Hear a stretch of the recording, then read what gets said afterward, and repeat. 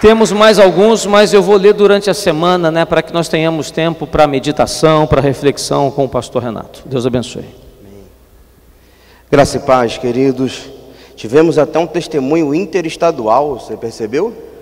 O irmão veio lá do Recife para cá, recebeu a bênção, voltou, mas deu testemunho, amém. Que bênção, Deus ele tem operado e tem realizado grandes coisas em nosso meio, né, queridos? Abra sua Bíblia junto comigo, Hebreus capítulo 4, versículo 16.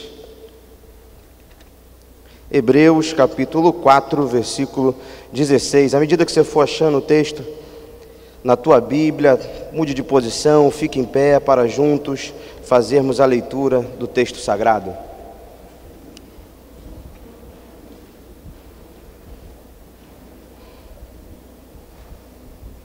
Quem achou diz amém?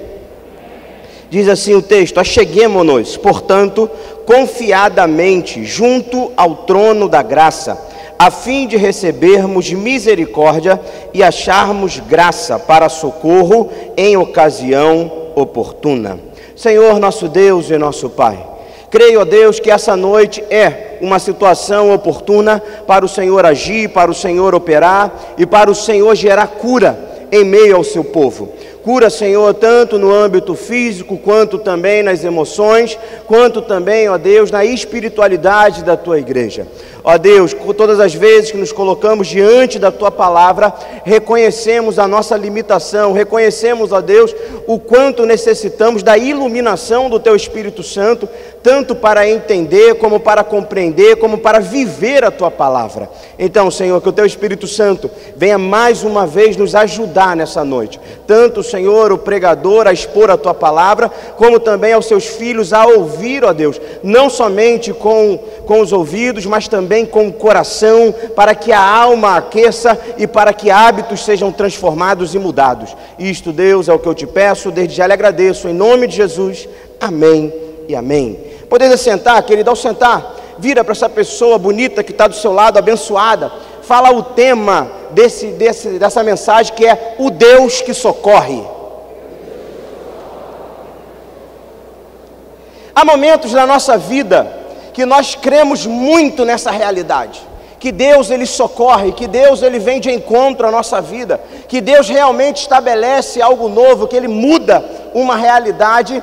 Mas com o passar do tempo, com a nossa vida, com a nossa caminhada cristã, em alguns momentos da nossa vida, parece que isso vai diminuindo, né? Você lembra da passagem de Jesus com Pedro, e Jesus, quando estava com Pedro ali no alto mar, e Jesus convida Pedro a andar sobre o mar. Pedro começa a andar sobre o mar, ele sente que era possível andar sobre o mar, e Pedro começa a andar sobre o mar, só que vem o vento, vem a dificuldade, começa a bater as ondas nas suas pernas, e Pedro ele começa a duvidar que realmente ele estava andando sobre o mar. E dessa forma também acontece em alguns momentos da nossa vida cristã. Nós começamos a andar sobre o mar, nós começamos a viver no sobrenatural de Deus, mas há um momento que a gente começa a vacilar na nossa caminhada, e a gente esquece que nós servimos a um Deus que socorre, nós servimos a um Deus que age, a um Deus que opera. Nós estamos aqui nessa noite hoje, né, falando sobre saúde. Nós estaremos ungindo toda a igreja nessa noite, porque nós cremos no poder da oração, porque nós cremos num Deus que faz, num Deus que realiza e num Deus que opera. E por isso, esse versículo de Hebreus, capítulo 4, versículo 16, o autor de Hebreus, ele está escrevendo a hebreus, a judeus, aqueles que já conheciam a palavra, aqueles que conheciam do rito feito lá por Deuteronômio, antes do povo sair do Egito. Então, mas ele está falando, ei, não é somente conhecer o que Deus faz, não é somente conhecer quem Deus é, mas é necessário se achegar a esse Deus. Por isso que ele usa um verbo no imperativo, ele não usa o verbo somente denotando uma questão de ação, mas ele está dizendo, acheguemo-nos a Deus. É necessário que na nossa vida espiritual não somente haja presença. Deus não quer somente que você esteja aqui segunda, terça, quarta, quinta e sexta, mas Deus ele quer que após essa semana de oração você esteja mais perto dele, que você esteja mais próximo dele, porque mais próximo dele é que nós vamos experimentar esse Deus que socorre. porque é necessário que nós venhamos a superar as nossas dificuldades, as nossas lutas, os nossos conflitos, para que assim a gente continue se achegando cada vez mais a Deus. Mas nessa noite nós vamos falar sobre saúde, querido. E todas as vezes que eu penso em saúde, saúde me remete a 3 lugares. Sempre quando eu vou orar, eu vou falar, eu vou explicar sobre esse assunto, né, à luz da palavra de Deus, com fundamento bíblico, saúde me remete a 3 lugares. O primeiro lugar que saúde me remete é o Jardim do Éden. O segundo lugar que saúde me remete é aqui, é agora, onde nós estamos vivendo. E o terceiro é o céu. E talvez você me pergunta, por que, pastor, isso? Saúde te remete ao Éden, aqui, agora e ao céu. Porque quando nós pensamos no Éden, querido, nós entendemos que nós não fomos criados para viver doente. Nós não fomos criados para um dia morrer. Quando nós estamos no sepultamento, ali está a expressão de que nós, em algum momento, não fizemos a vontade de Deus, que nós estamos sofrendo o efeito da queda do Jardim do Éden. Porque no Éden, quando Deus ele cria Adão e Eva, ele cria com um propósito, que Adão e Eva fossem eternos e que estivessem lá até hoje, e que nós, como tivesse nascido, estivéssemos lá também. A minha data de nascimento é 29/11/80, maternidade de São Gonçalo. Que bênção, né, querido? Mas o meu nascimento poderia ser 29/11/80, mas no Jardim do Éden. Mas porque Adão e Eva pecaram, porque aconteceu a queda, hoje eu e você estamos aqui, hoje temos toda essa realidade, porque no Éden não tinha pecado, e por não ter pecado também não tinha doença. O céu também é o lugar onde todas as coisas serão restauradas. No céu também não haverá pecado e também não haverá doença. Então há 2 lugares na história da humanidade onde não há doença e não há pecado. E esses 2 lugares na história da humanidade que não há pecado e não há doença se chama Éden e céu. E nós estamos nesse meio termo. Nós estamos vivendo entre o Éden e o céu. E porque nós sabemos que no céu não haverá mais esse problema, não haverá doença, 1 Coríntios capítulo 15, versículo 54, nos diz assim: e quando isto que é corruptível, está falando do meu corpo, do seu corpo, que o nosso corpo hoje ele é corruptível, por isso que hoje nós ainda estamos entregues a doenças, é possível a nossa morte, porque nós estamos em um corpo corruptível. E o texto diz: e quando isto que é corruptível se revestir da incorruptibilidade, e isto que é mortal se revestir da imortalidade, então cumprir-se-á a palavra que está escrita: tragada foi a morte na vitória. Está dizendo que haverá um momento na história da humanidade onde a morte não será mais uma realidade. Por quê? Porque o que é corruptível, o meu corpo e o seu corpo, será transformado em incorruptibilidade.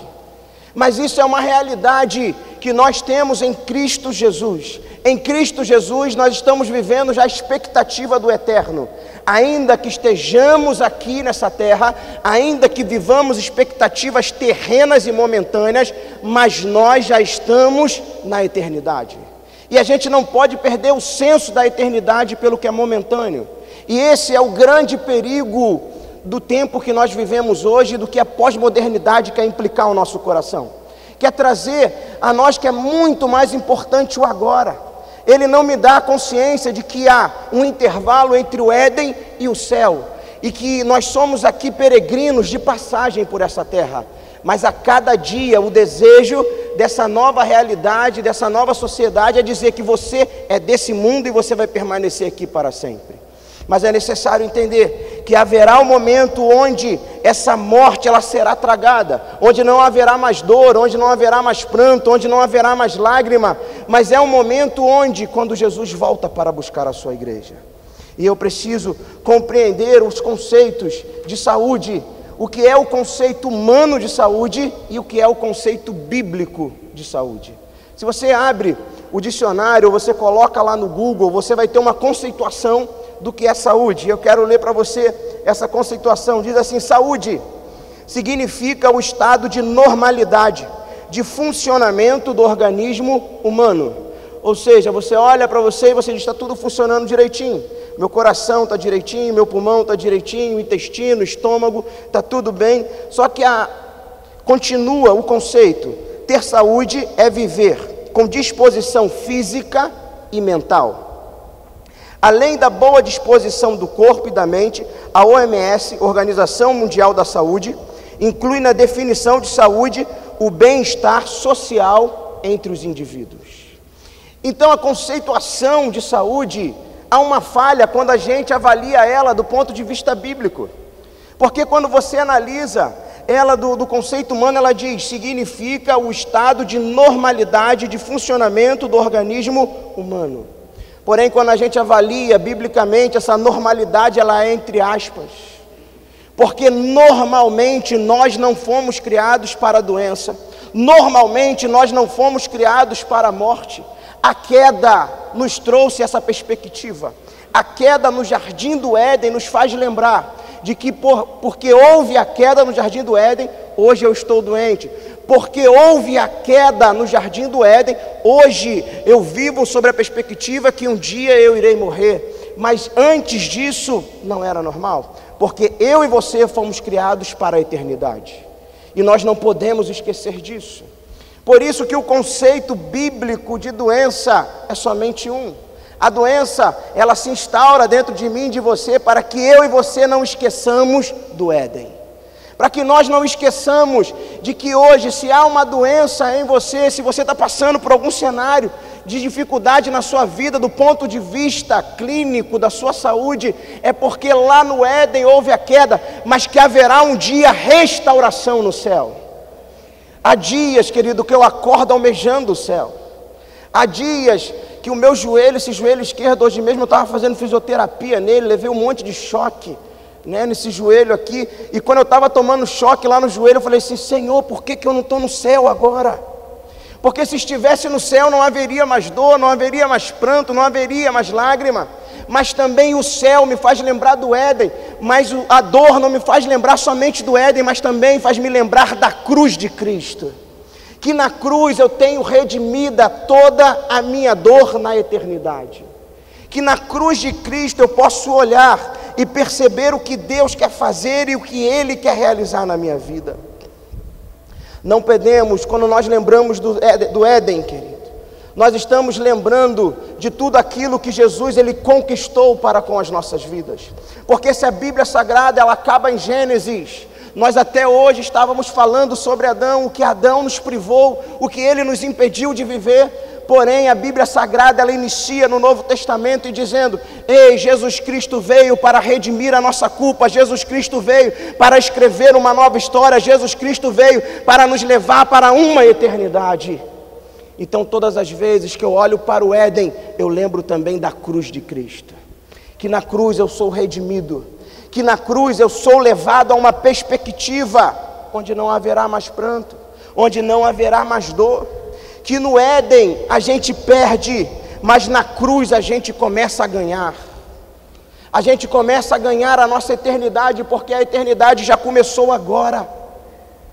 Por isso que nós não podemos de agora esperar para começar a viver para Deus. Deus ele te espera, é nesse momento, é nesse instante, é agora. Por isso que nós estamos vivendo 2018, o ano da restauração do primeiro amor, porque Deus ele tem saudade de você e Ele conta contigo nesse ano de 2018. Você é aquele que irá despertar pessoas que no Éden houve uma queda, mas que na cruz houve uma restauração e que Ele pode viver em novidade de vida. Mas o texto ele diz, querido, que na cruz a gente começa a ganhar, porque é muito mais difícil permanecer do que encontrar o caminho. Quantas pessoas você está orando para que em 2018 retorne aos caminhos do Senhor? Pessoas que já ouviram uma palavra, pessoas que já se batizaram, pessoas que já estiveram aqui entre nós, mas não conseguiram permanecer. Porque é muito mais difícil permanecer do que encontrar o caminho. Muita gente tem encontrado o caminho. Muita gente que você para conversar, ela diz, pastor, eu realmente reconheço que o meu lugar é naquela igreja, eu tenho que estar lá trabalhando, eu tenho um dom, eu tenho um talento, eu gosto tanto daquele ministério, mas eu não consigo ficar, eu não consigo permanecer. E quando nós permanecemos, nós estamos mostrando para eles também que é possível essa permanência. Mas tenho falado aqui alguns cultos à exaustão, que Deus ele não quer somente que você permaneça, mas Deus ele quer que você também produza fruto nessa igreja. E muitas das vezes a doença impede que produzamos frutos. E aí muitas das vezes não é a doença física, mas é uma doença na alma, é uma doença no coração. É a impossibilidade que nós temos de pensar da forma que Cristo pensa. Porque a queda não somente nos possibilitou limitação física e doença física, mas a queda também nos impossibilita o pensar a vida da forma correta. Há estudos que falam sobre os efeitos noéticos. Esses efeitos noéticos no grego significa nous, que é mente. A nossa mente na queda ela foi afetada. E tanto tem se visto que a nossa mente foi afetada nos dias de hoje. O bispo ele tem falado sobre isso, como que tem aumentado a procura sobre psicólogos, sobre analistas. Porém, é necessário entender que toda essa dificuldade emocional, sentimental também é devido à queda. Devido à queda eu não compreendo quem é Deus, eu não compreendo o que é a vida e eu não consigo me perceber na sociedade. Eu fico andando de um lado para o outro e não sei quem eu sou e por que eu estou aqui. E muitas das vezes isso acontece dentro da igreja.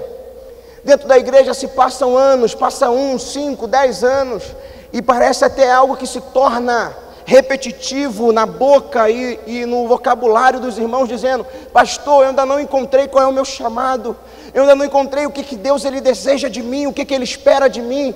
Ei, querido, Deus ele espera de mim, de você, que nós sejamos bênção nessa geração. Independente do que você vai fazer aqui dentro da igreja, independente do seu dom e talento, seja bênção por onde você estiver passando.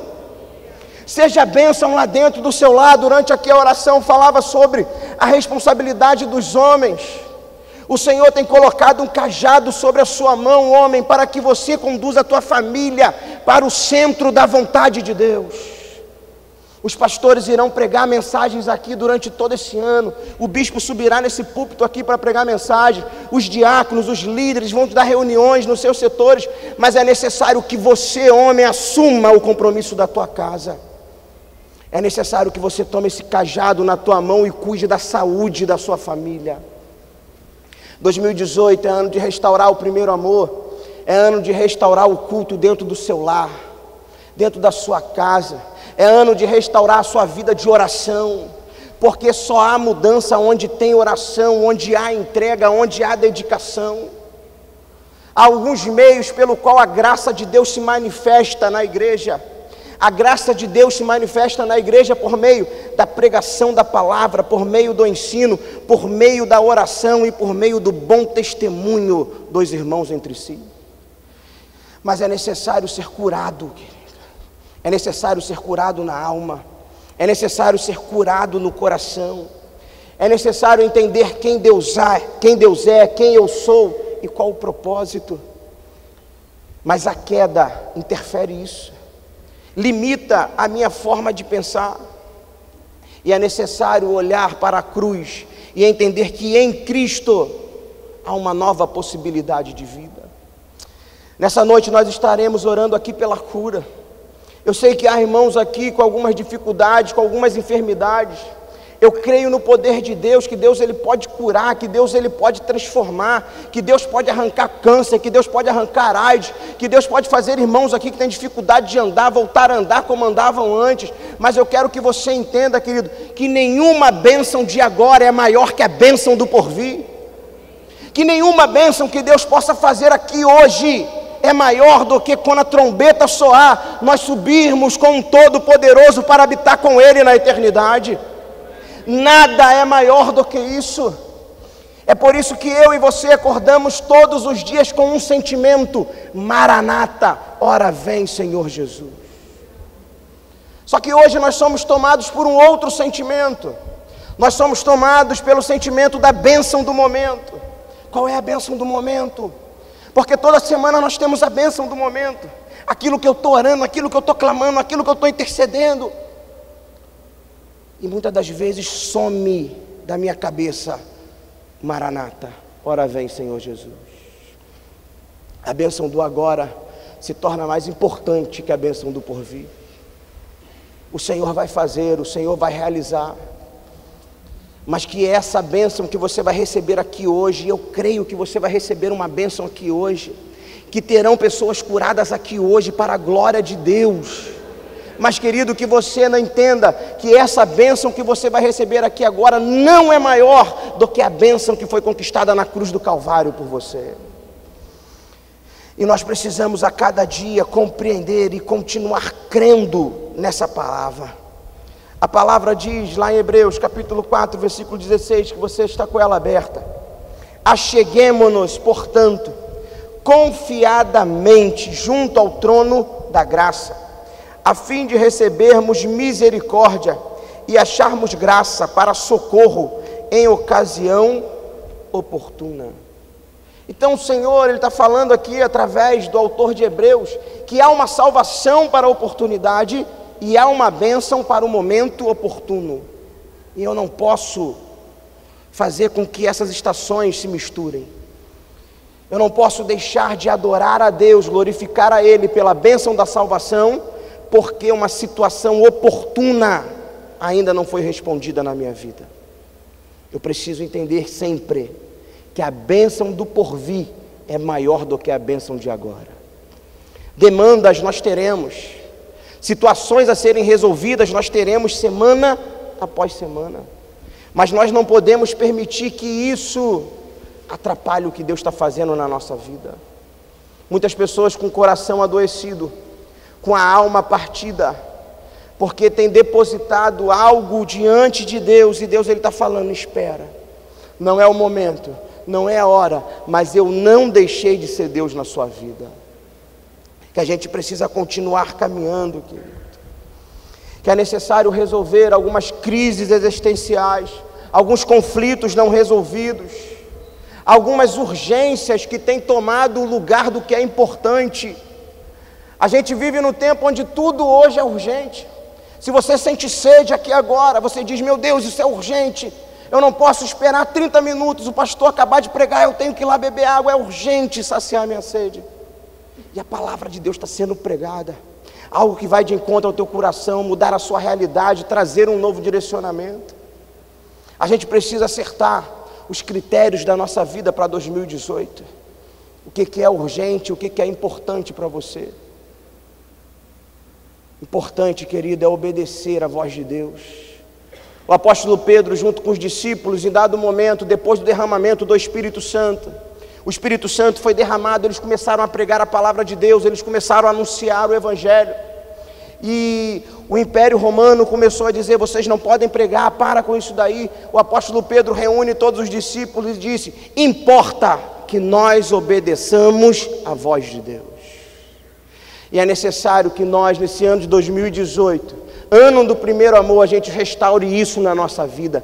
Importa que nós obedeçamos ao Senhor. Importa que nós venhamos nos curvar ao Deus Todo-Poderoso e ter as nossas mazelas, as nossas dificuldades, as nossas doenças tratadas nele. Entender que nós temos um Deus que nos socorre. Entender que esse Deus ainda se inclina para nossas vidas e opera ainda nos dias de hoje um milagre. No livro de Hebreus encontramos ainda o texto de Hebreus capítulo 4:16, vai nos dizer: acheguemo-nos ao Senhor. E ainda em 4 outras oportunidades o livro de Hebreus vai nos encorajar a isso.